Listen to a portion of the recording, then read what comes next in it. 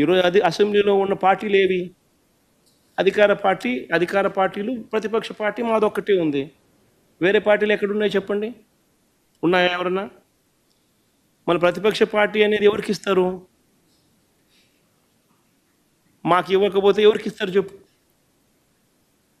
ఉన్న వాళ్ళందరూ మంత్రివర్గంలో మంత్రివర్గ సభ్యులుగా మీరే ఉండరు, మీరే గవర్నమెంట్లో ఉండరు, అంతా మీరే రూలింగ్లో ఉండరు.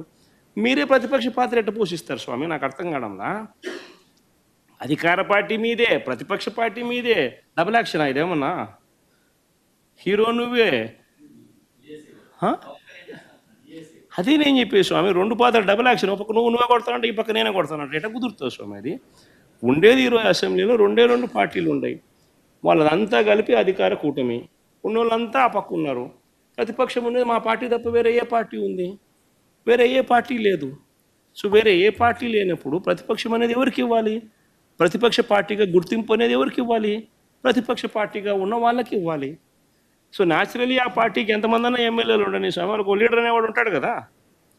సో ఆ లీడర్ని ఏమంటారు? ప్రతిపక్ష నాయకుడనే అంటారు కదా, వేరే పేరు ఏమన్నా అంటారా?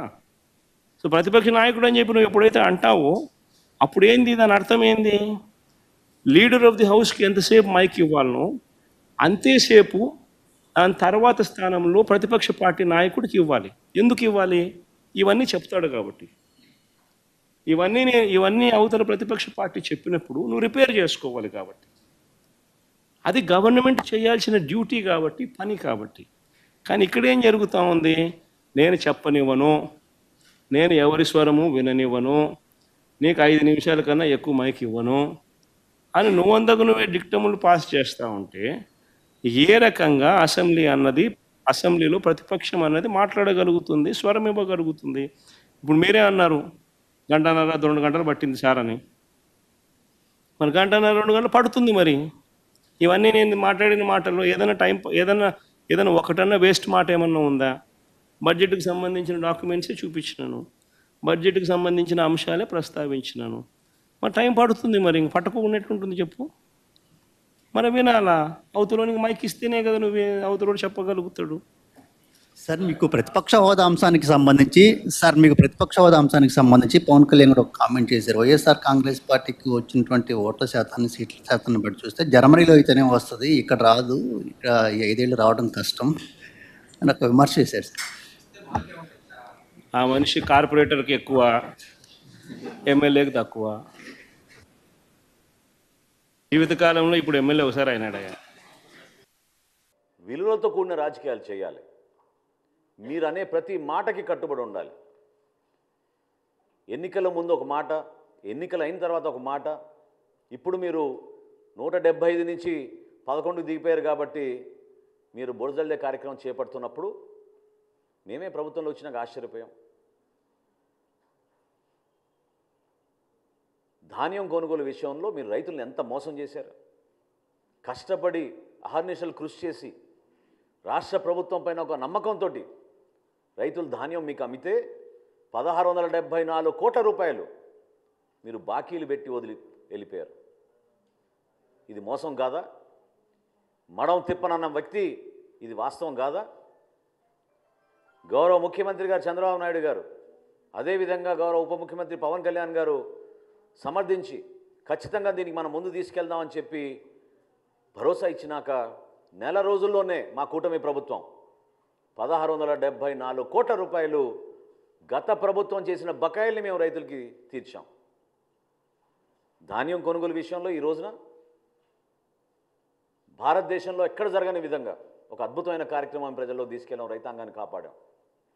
33,52,000 మెట్రిక్ టన్నుల ధాన్యం ఈ ఖరీఫ్ మాసంలో మేము కొనుగోలు చేశాం. నిన్న సాయంత్రం వరకు 7,772 కోట్ల రూపాయలతోటి ఈ ధాన్యం కొనుగోలు చేశాం. 94.6% 24 గంటల లోపే రైతు ఖాతాల్లోకి జమ చేశాం. అసలు ఊహించగలుగుతారా? మీరు ఎప్పుడైనా ఈ విధంగా నిజాయితీగా పనిచేశారా? ప్రజలకి మీరు అండగా నిలబడాల్సిన బాధ్యతని మీరు విస్మరించుకుని ఈ రోజున మీరు శాసనసభకు కూడా రాకుండా ఏ విధంగా వ్యవహరిస్తున్నారు? గతంలో వర్క్ ఫ్రమ్ హోమ్ ముఖ్యమంత్రి వర్క్ ఫ్రమ్ హోమ్ ముఖ్యమంత్రి కాస్త ఈ రోజున వర్క్ ఫ్రమ్ బెంగళూరు శాసనసభ్యుడిగా తయారయ్యాడు. శాసనసభకు వచ్చి మీరు మాట్లాడాలి కదా ప్రజల సమస్యలపైన. ఆ బాధ్యత లేదా మీకు? దేనికోసం చెప్పండి. మేము కష్టపడి ఈ రోజున ఆర్థిక ఇబ్బందుల్లో కూడా ప్రతి కార్యక్రమం నెట్టుకుంటూ ప్రజల్లోకి వెళ్తుంటే సివిల్ సప్లైస్ కార్పొరేషనే ఈరోజు 41 కోట్ల రూపాయలు అప్పులు చేసి మీరు వెళ్ళిపోయారు. ఏ విధంగా మీరు ఈ ఆర్థిక వ్యవస్థని ఇంత దుర్మార్గంగా ఇబ్బంది పెట్టారో ప్రజలందరూ కూడా చూశారు. కూటమి ప్రభుత్వం నుంచి మేము మాటిస్తున్నాం, వచ్చే 2 నెలల్లోనే 100% మా సూపర్ 6లో మేము ఇచ్చిన వాగ్దానాలు నిలబెట్టుకుంటాం. మేము అందించాల్సిన సహాయం, భరోసా ఎక్కడ కూడా పొరపాటు చేయం. ముఖ్యమంత్రి గారు, గౌరవ ఉప ముఖ్యమంత్రి గారు పదే పదే చెప్తూ వస్తున్నారు, అన్నదాత సుఖీభవ అనే కార్యక్రమం ఖచ్చితంగా మేము రైతులను ఆదుకుంటాం. అదేవిధంగా తల్లికి వందనం, బిడ్డల్ని చదివించుకునే కార్యక్రమం, ఎంతమంది బిడ్డలు ఉన్నా సరే ఒక కుటుంబంలో వాళ్ళందరికీ కూడా 15,000 చొప్పున ఇస్తామని చెప్పి చాలా స్పష్టంగా దానికి బడ్జెట్ కేటాయింపులు కూడా చేసి మేము సిద్ధంగా ఉన్నాం. ప్రజలందరూ కూడా రోడ్లు వేయండి మహాప్రభు అని బతిమలాడుకుంటే మీ ప్రభుత్వంలో గుంతలు కూడా పూడ్చలేదు. మీరు ఋషికొండ ప్యాలెస్కి మాత్రం 500 కోట్లు ఖర్చు పెట్టారు. శాశ్వతంగా ముఖ్యమంత్రి అయిపోతా అనుకున్నాడు. సముద్ర తీరాన ఒక అద్భుతమైన కట్టడిలో ఆయన అక్కడ నిలబడి ప్యాలెస్ లాగా దాన్ని తయారు చేసుకుని పర్మనెంట్గా ఇక్కడ ఉండిపోతామని ఒక పిచ్చి భ్రమలో చేసిన కార్యక్రమాన్ని ఎంత నష్టం కలిగించిందో రాష్ట్రానికి ఈరోజు మనం చూస్తున్నాం. పర్యాటక రంగానికే నష్టం కలిగించింది. నిధులన్నీ కూడా దారి మరలించారు. వందల సంఖ్యలో సలహాదారులను పెట్టుకున్నారు. దాదాపు 680 కోట్ల రూపాయలు సలహాదారుల పైన ఖర్చు పెట్టారు. సలహాదారులకి సలహాదారుడు, ముఖ్యమైన సలహాదారుడికి దాదాపు 160 కోట్లు ఖర్చు పెట్టారు ఆయనకి. మరి ఇంతమందిని ఉపయోగించుకుని కనీసం జల్ జీవన్ మిషన్లో కేంద్ర ప్రభుత్వం ఇచ్చిన 14,000 కోట్ల రూపాయలు కూడా మన రాష్ట్ర ప్రజలకి మీరు ఉపయోగించుకోలేకపోయారే. ఇంతకన్నా మోసం ఏమైనా ఉంటుందా? పరిపాలన చేతకాక దద్దమ్మలాగా మీరు కూర్చుని మీరు కలిగించిన నష్టం ఈ రాష్ట్రానికి పూడ్చడానికి చాలా సమయం పడుతుంది. అనేక ఇబ్బందుల్లో ఉన్నాం. అర్థం కాని పరిస్థితుల్లో కూడా కష్టకాలంలో మేము ప్రజల్ని ఆదుకోవడానికి మేము ముందుకు తీసుకెళ్తున్నాం. నోరు ఉంది కదా అని ఇందాక అన్నట్టు వర్క్ ఫ్రమ్ బెంగళూరు ఎమ్మెల్యే అయినా, జనరల్గా శాసనసభ్యులు అసెంబ్లీ అయిపోయిన తర్వాత వాళ్ళ నియోజకవర్గాలకు వెళ్ళి పనిచేసుకుంటారు, ప్రజలకి అందుబాటులో ఉంటారు. ఈయన మాత్రం శాసనసభకి రాడు, బెంగళూరుకి మాత్రం తరచుగా వెళ్ళిపోతూ ఉంటారు. ఏ విధంగా మీరు ప్రజా సమస్యలపైన మీరు నిలబడతారు చెప్పండి? ప్రజలు మీకు ఒక శాసనసభ్యుడిగా మిమ్మల్ని ఎన్నుకున్నారు కదా, దాన్ని మీరు గౌరవించాలి కదా, నిలబడాలి కదా.